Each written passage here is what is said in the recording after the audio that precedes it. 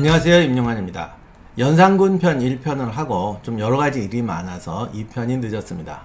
오늘은 연산군 2편 흥청망청을 시작합니다. 우리가 흥청망청이라는 말을 많이 들으셨죠? 이 말의 어원이 연산군이 만든 궁궐기생이었던 흥청에서 기원했습니다. 궁궐에는 노래와 춤, 악기 연주들을 담당하는 관기들이 있습니다. 태종편에서 얘기했던 가이아 사건이라고 기억하시죠? 그 미인들, 관기들이 있다 보니까 심심치 않게 왕이나 신하들하고 스캔들도 터지곤 했던 것 같습니다. 물론 실록에선 이런 걸 웬만하면 기록하지 않기 때문에 우리가 알고 있는 사건보다는 훨씬 많을 겁니다. 그래서 이렇게 원래 기생들이 있었는데 연산군이 이 기생을 대거 증언하고 흥청, 운평 이런 새로운 이름까지 붙입니다. 근데 그렇다고 해서 오늘 제가 조선시대 기생사를 이야기하려는 건 아니고, 지난번 1편이 좀 이렇게 전체적으로 다루다 보니까 좀 디테일한 부분이 부족했더라고요. 그래서 오늘은 타락한 연산군의 대표적인 상징으로 꼽히는 흥청을 중심으로 연산군의 정치와 리더십과 문제점이 무엇이었는지 살펴보도록 하겠습니다.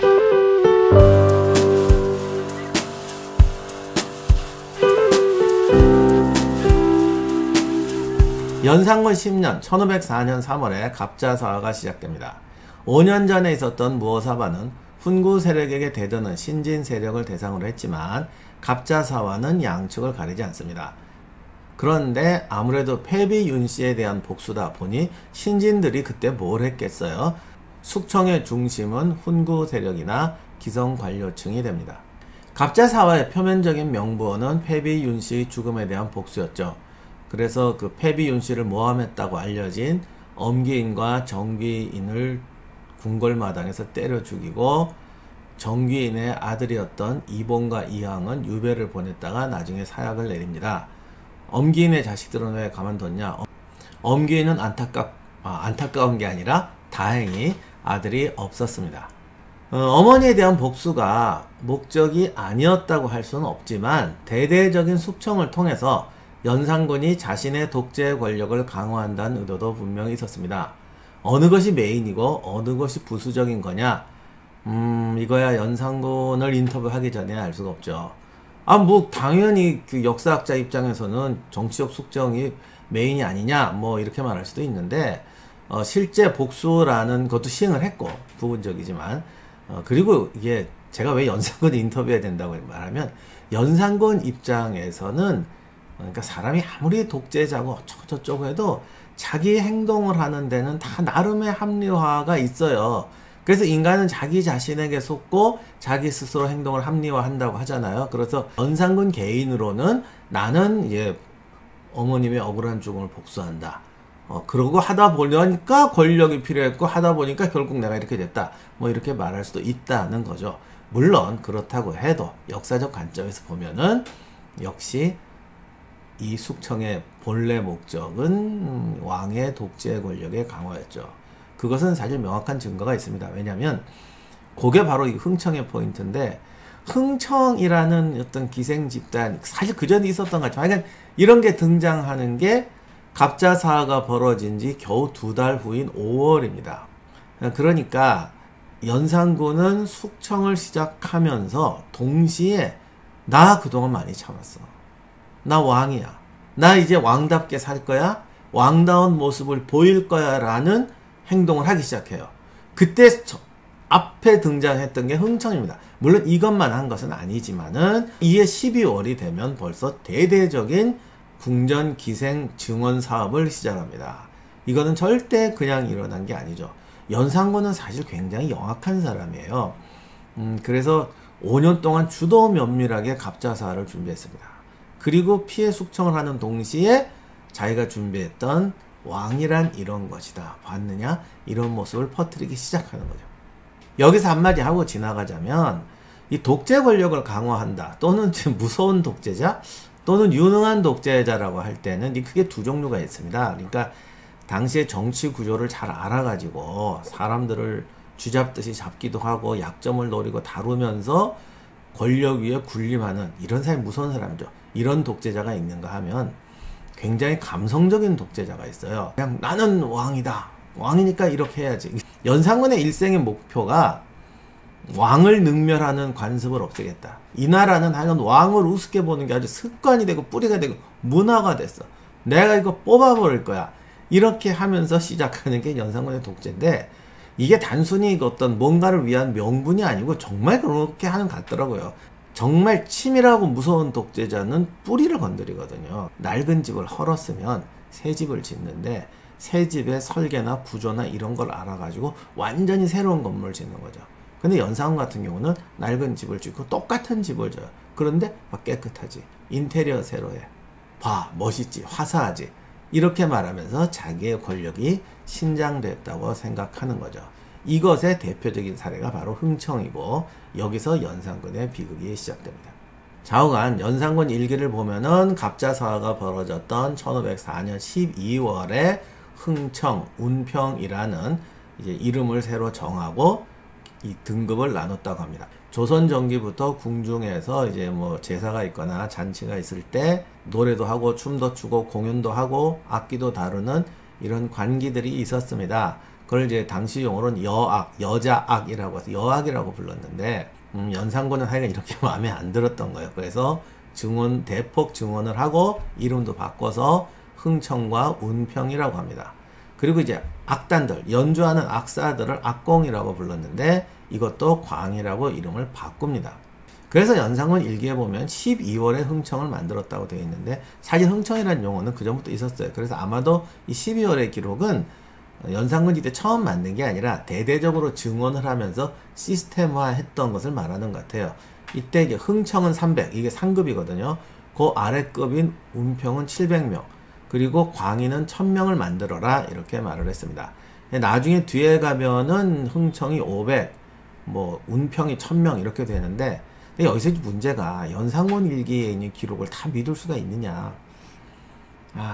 이게 좀 문제예요. 정말 요 어떤 부분에 대해서 뭘 어디까지 믿어야 될지 모르겠습니다. 그래서 숫자가 좀 과장됐을 수도 있는데, 실제로 만들 때 보면은 한동안은 이 정원을 못 채워요. 거의 절반밖에 못 채우고 막 이러다가 나중에 가면 이제 지방에서 막 뽑아 올리고 하면서 비슷하게 채우긴 채운 것 같은데, 정확하게 그 정도까지, 그거보다 조금 못하게 있었던 것 같습니다. 여기서 또 하나가, 예를 들면 뭐 운평이 1000명이다, 흥청이 300이다, 500이다 해서 그 사람들을 다 불러 모으는 건 아니에요.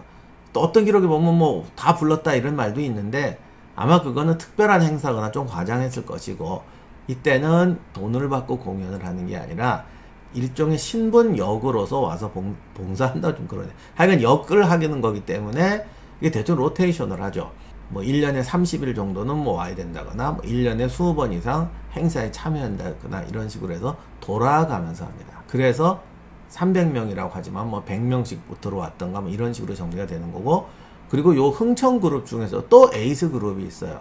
에이스 그룹, 왕이 좋아하는 뭐 후궁급 그룹, 이렇게 돼가지고 데리고 살기도 하고 궁에서 숙박하기도 하는데, 그것도 좀 애매한 게 그 중에 누구를 뽑아서 아주 후궁처럼 살게 한 건지, 아니면 뭐 40일씩 궁에서 살게 한 건지, 그건 잘 모르겠는데, 하여간 그런 식으로 로테이션을 하며 살았습니다. 그러다 보니까 또 이런 일화도 생기는데, 궁에서 거주하던 흥청이 집을 가는데, 이것도 한 번 집을 방문하는 건지 아니면 로테이션으로 돌아가는 건지 모르겠는데, 그때 연산군이 승지더러 흥청을 모시고 가라 라고 했대요. 그러니까 또 그 집에서는 이렇게 바래다 줘서 고맙소 하고 뭐 비단을 줬대나, 이런 얘기가 있는데, 로마 얘기 보면 카리큘라 황제가 원로원 애들, 이제 원로원 의원들 잡느라고 원로원 의원들 불러다가 뭐 자기 가마 들게 하고 뭐 밟고 말 타고 막 이랬던 유명한 얘기가 있잖아요. 그러고 보니까 카리큘라 얘기나 연산군 얘기가 좀 비슷한 것도 많은데, 사람들 상상은 비슷한가 봐요. 요게 이제 대표적으로 실록이 뻥치는 방법인데, 전에도 한번 말씀드렸지만 명색이 실록인데 무조건 거짓말할 수는 없잖아요. 그래서 쓰는 방법이 한 번 있었던 일을 상례화하는 것처럼 쓰는 거예요. 요 얘기도 가만히 보면은 그 뒤에 그 승지를 보고 체단, 그러니까 비단을 받는 승지라고 그랬다, 뭐 이런 말이 있어요. 그 다음에 흥청이 300인데 100명씩 돌아갔다고 해도 그럼 충지가 몇 명인데 걔들 집에 가는 걸 바래다 줘. 그러니까 이건 절대로 법으로 만든 게 아니고, 왜 그 드라마에도 나오고 실제 옛날에 그런 거 있지만, 옛날에 이제 무서운 회장님 계시고 이제 비서가 있으면 상무님, 전무님이 비서한테 와서 물어본다고 오늘 기분은 어떠신가. 이건 옛날에 높은 분들, 권력자도 그랬어요. 그렇게 되게 잘해줘요. 왜? 정보를 얻어야 되니까. 그러니까 이것도 그 흥청하고 옆집 사는 승지가 이게 갈 때 한번 같이 갔던가, 차 태워줘서 갔던가, 뭐 이런 거. 그랬더니 또 그 집에서는 이 승지하고 잘 지내고 싶으니까 뭐 선물도 하고 이랬던 게 틀림없어.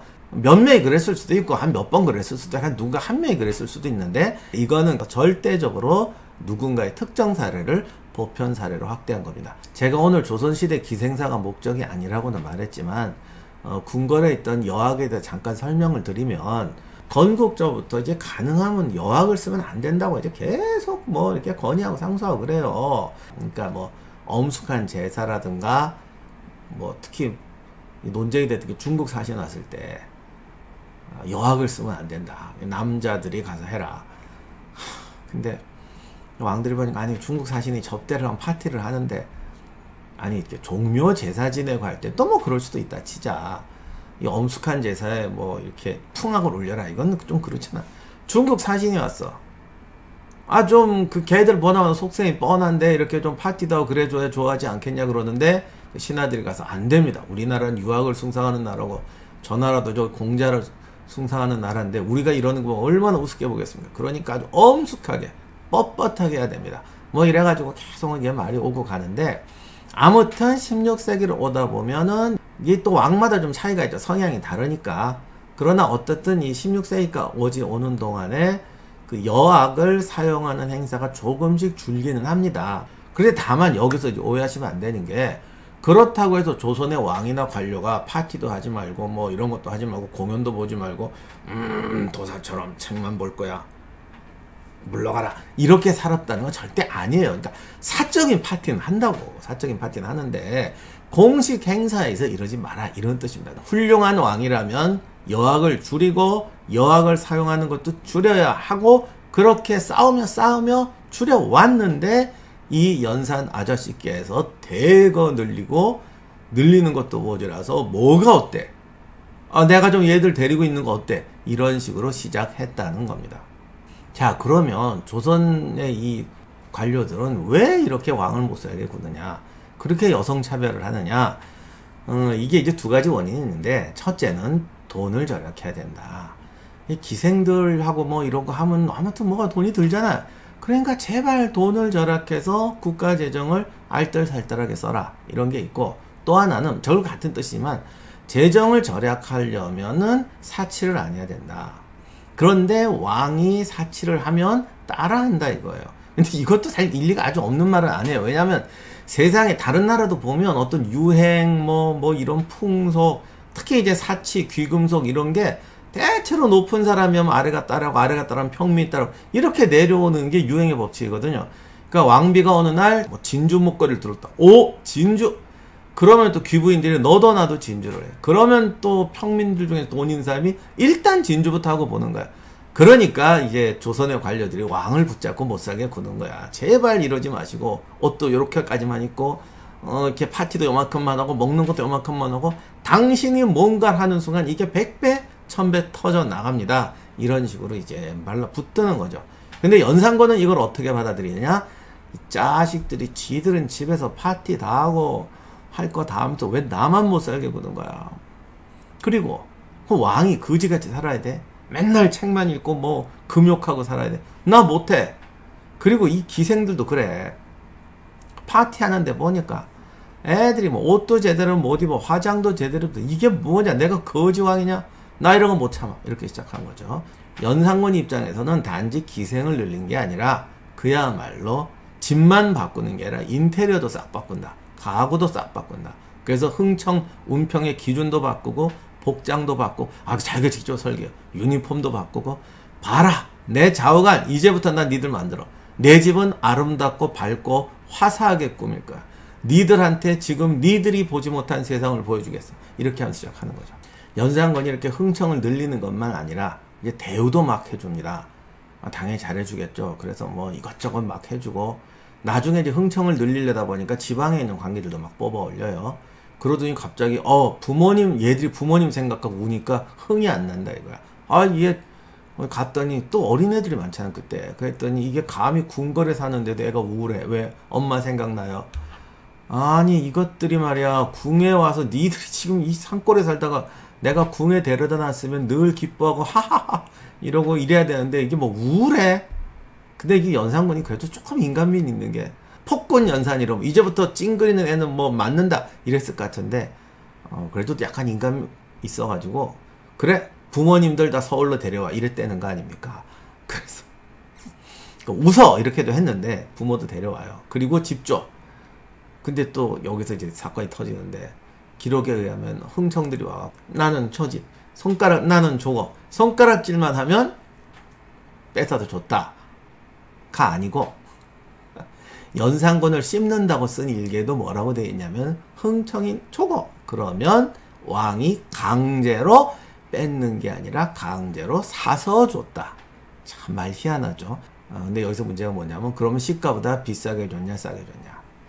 이게 연산군이 반값 주고 샀으면 분명히 실록에 썼을 거야. 돈을 주긴 줬는데 반값밖에 안 줬다. 그런 소리는 안 나고 그냥 강제로 사줬다 이렇게 돼 있거든요. 연산군의 성격을 보면 이 평생의 과제가 왕처럼 나는 멋있는 왕, 진짜 왕, 왕답게 살 거야. 이게 이분의 인생 목표거든요. 그러면 너 그 집 내놔. 대신 내가 돈 줄게. 이랬을 때 얼마냐? 얼마야? 반만 받아. 이랬을 것 같으세요? 아니면 1억이에요 그럼. 2억 줘. 이랬을 것 같아요. 당연히 후자지. 연산군은 이 펌생 펌사라니까. 그리고 스스로 지금 이 왕처럼 살고 싶은 사람인데 어이 그렇게 쪼잔하게 굴어.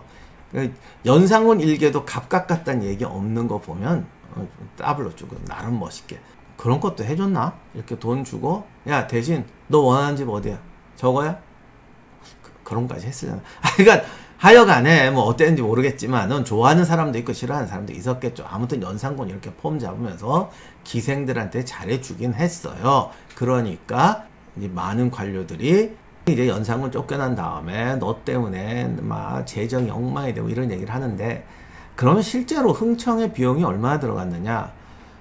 요거를 이제 정확히 판단하기 어려운데 흥청한테도 이렇게 주는 게 있어요. 옛날에는 월급을 안 주니까 이렇게 역을 보조하는 사람 보인, 봉족 이런 걸 주는데 이게 제가 정확하게 뭐 지금 논문 쓰는 것도 아니니까 막 머리 아프게 비교해 보지는 않았는데 공식적으로 보인을 둘을 준다 뭐 이런 거 보면은 그냥 서울에 와서 근무하는 시위군 그러니까 정병이라고 하죠.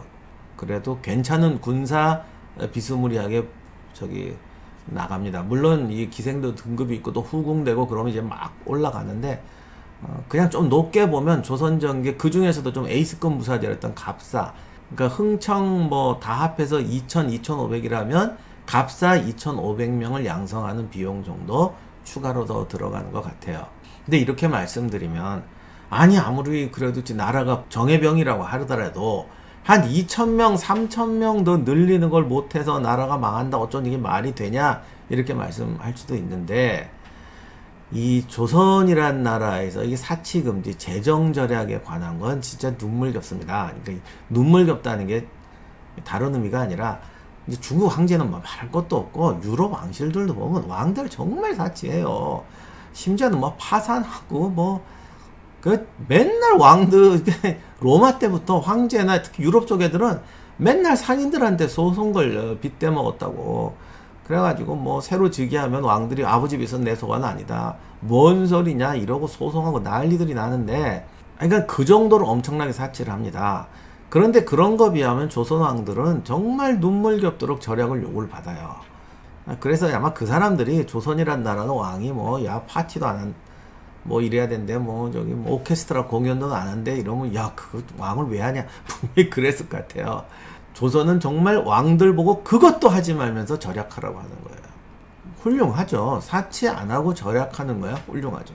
다만 이게 겉으로는 훌륭한데 이 내면으로 들어가 보면 소위 말하는 국가 부흥책이 없어요.